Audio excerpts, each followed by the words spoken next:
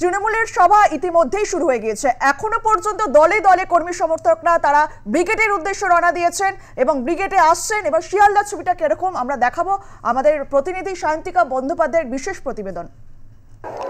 রবিবার কলকাতাতে যারা আসছেন মূলত তৃণমূল কর্মী সমর্থক প্রত্যেকেরই উদ্দেশ্য কিন্তু ব্রিগেড, কারণ লোকসভা নির্বাচনের আগে তৃণমূলের পক্ষ থেকে ব্রিগেড সমাবেশের ডাক দেওয়া হয়েছে এবং এই মুহূর্তে পশ্চিমবঙ্গ তৃণমূল কংগ্রেস নবসূত্র এবং বাস্তুশীলের পক্ষ থেকে মিছিল করে কিন্তু তারা যাচ্ছেন ব্রিগেডের উদ্দেশ্যে। সকাল থেকে তৃণমূল কর্মী সমর্থকরা বিভিন্ন জায়গা থেকে আসছেন এবং তারা কিন্তু একেবারেই মিছিল করে ব্রিগেডের উদ্দেশ্যে রওনা হচ্ছেন এবং লোকসভা নির্বাচনের আগে এই ব্রিগেড সমাবেশকে কেন্দ্র করে তৃণমূল কর্মী সমর্থকদের যে মধ্যে যে একটা ভিড়, যে একটা উত্তেজনা দেখা দেবে সেটা কিন্তু স্বাভাবিক বিষয় এবং একেবারেই ঢাক ঢোল বাজিয়ে একেবারে উৎসবের আবহে কিন্তু তারা যাচ্ছেন।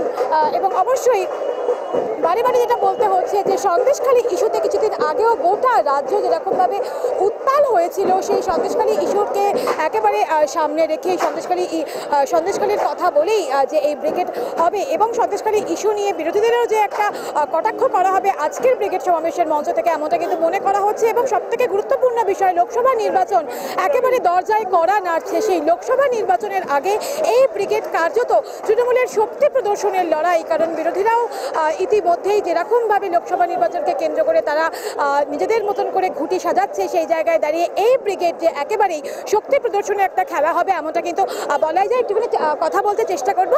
আচ্ছা, এই তো আজকে তো ব্রিগেডে যাচ্ছেন এবং লোকসভা নির্বাচনের আগে এই ব্রিগেড কতটা ভিড় হতে পারে, কি দেখতে চাইছেন? অনেক ভিড় হবে, অনেক সংখ্যক লোক আসবে, আমাদের অনেক নতুন লোক আজকে জয়েন করবে, এটাই আমাদের কাছে দেখবো।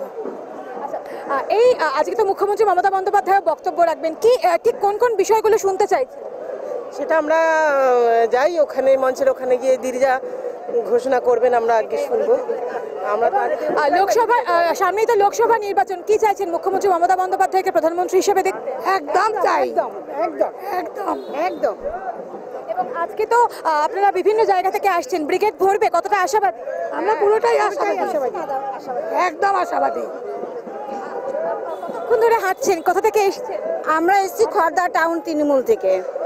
এই যে একেবারে লোকসভা নির্বাচনের আগে আজকে ব্রিগেড, কেমন লাগছে গোটা বিষয়? আমাদের যে আনন্দের উৎসাহ সেটা যাওয়া দেখেই বুঝতে পারছেন এত রোদে আমরা কিভাবে হাঁটছি, তাই না? একেবারেই তাই। যারা তৃণমূল কর্মী সমর্থকরা যারা আজকে ব্রিগেডের উদ্দেশ্যে রওনা হচ্ছেন তারা কিন্তু বলছেন আসন্ন লোকসভা নির্বাচনে তৃণমূলের জয় নিয়ে, তৃণমূলের ব্যাপক জয় নিয়ে কোনো সন্দেহ নেই, কিন্তু তারা কিন্তু মুখ্যমন্ত্রী মমতা বন্দ্যোপাধ্যায়কে প্রধানমন্ত্রী হিসেবে দেখতে চাইছেন এবং এই চড়া রোদকে উপেক্ষা করে মুখ্যমন্ত্রী মমতা বন্দ্যোপাধ্যায় এবং অভিষেক বন্দ্যোপাধ্যায়ের বার্তা শোনার জন্যই তারা হাঁটছেন। সব মিলিয়ে এই ব্রিগেড সমাবেশকে কেন্দ্র করে রবিবার তৃণমূল সমর্থকদের উন্মাদনা একেবারে তুঙ্গে, এমনটা বলাই যায়। ক্যামেরায় জয়ন্ত চক্রবর্তীর সঙ্গে সায়ন্তিকা বন্দ্যোপাধ্যায়, নিউজ কলকাতা।